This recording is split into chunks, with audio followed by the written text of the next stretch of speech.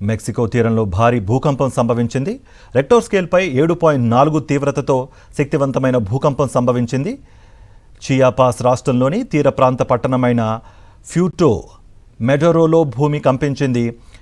భూ ఉపరితలం నుంచి 10 కిలోమీటర్ల లోతులోనే ఇది సంభవించిందని అమెరికా జియోలాజికల్ సర్వే వెల్లడించింది. ఈ నేపథ్యంలో మెక్సికో తీరంలో సునామీ ముందస్తు హెచ్చరికలు జారీ చేశారు. ఈ భూకంప కేంద్రానికి దాదాపు 300 కిలోమీటర్ల పరిధిలో భారీ అలలు వచ్చే అవకాశం ఉందని అమెరికా సునామీ హెచ్చరికల కేంద్రం అప్రమత్తం చేసింది.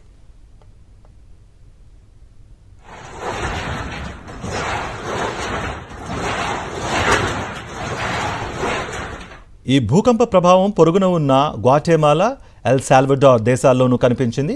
గ్వాటెమాలా సిటీలో భవనాలు కంపించడంతో ప్రజలు వీధుల్లోకి పరుగులు తీశారు. భూకంపం దాటికి కొన్ని భవనాలు ఊగిపోతున్న దృశ్యాలు సోషల్ మీడియాలో వైరల్గా మారాయి. తీర ప్రాంత ప్రజలు అప్రమత్తంగా ఉండాలని అధికారులు సూచించారు.